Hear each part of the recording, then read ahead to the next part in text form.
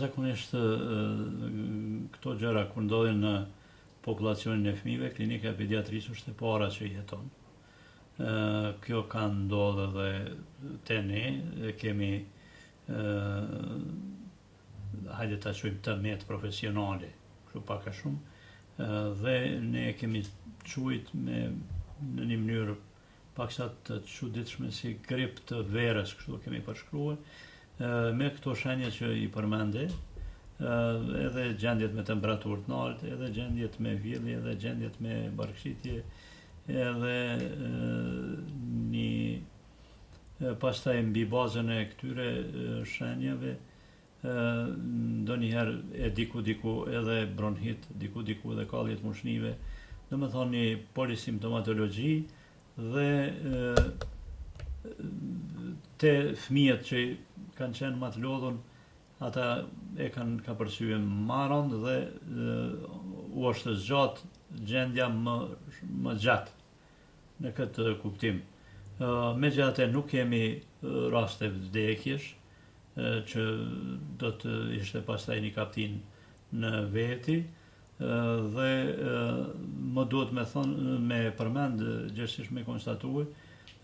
një çështje që viteve të tjera ose viteve paraprake i kemi pasur të lashe më të pranishme edhe në kohën më herët. Domethënë edhe gjatë muajit qershor, në pjesën e dytë të qershorit, lere më në korrekt. Në qoftë se fëmia ka 8 deri 10 barqitje mbrana 24 orëve, nuk kemi nevojë me e lodh nëpër provinca, nëpër qendrat mjekësisë familjare, hajde unë po them Podujevë kushtimisht, ose Drenas, ose Malishev, ose çka po diune, dhe ata fëmijë me 8 deri 10 barkëqitje ose 12 barkëqitje të tjerë, kur është edhe vjellja e pranishme, po edhe mos ishte vjellja e pranishme, me shkallë të goxha të larta të temperaturës trupore, ta fëmijë nuk kanë çka presin provincave, duhet t'i nënshtrohen vijes, rigorozisht vijes intravenose, domethënë duhet të ndodhë marrja e lanxheve adekuate, e elektronitëve adekuat, të bëhen korrigjimet edhe të mos rrezikohet me jetën edhe shëndetin e fëmijëve. Kjo një. E dyta, masat e higjienës verës duhet të shtohen. Ne nuk e themi kot të gjitha barkëqitjet, e gjitha formave janë smundje të standardit të ulët shëndetësor, të pastërtisë jo adekuate e tjerë, mos pastrimi i pemëve, ngrënia e tyre pa higjienën shoqëruese, të gjitha këto bashkarisht duhet të eliminohen dhe munden me eliminu. Ne në mënyrë shumë indirekte i nxjerrim premisat ku jemi dhe çfarë gjendje kemi. Në fakt, me barqitjet e verës ne grupohemi me shtetet e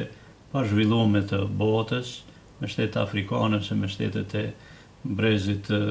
Ekuadorit pak a shumë, ku ka vape, ku ka nxehtësi, ku ka edhe infeksione të barkut me bollëk, ndërsa infeksionet barkëqitjet në periudhën e dimrit janë gjendje që karakterizojnë se kemi lëviz në drejtim të zhvillimit. Ngadalë, po ajo tendenca na shkon në atë kohë, domethënë në drejtim të zhvillimit. Arsyetimet zakonisht shkojnë në llogaritë asaj që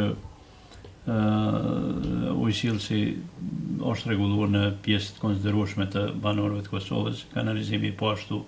dispozicioni adekuat i materie fekale përmes kanalizimeve e kështu me radhë. Nana shqiptare dhe nana në përgjithësi kosovare është një nanë që e ka arritur një gjendje të shkollimit të mirë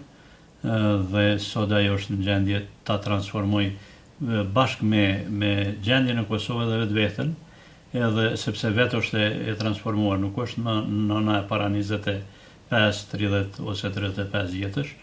kur vërtet ka qenë shumë në siklet për ta ndruar gjendjen, atëherë ka pas vdekje shumë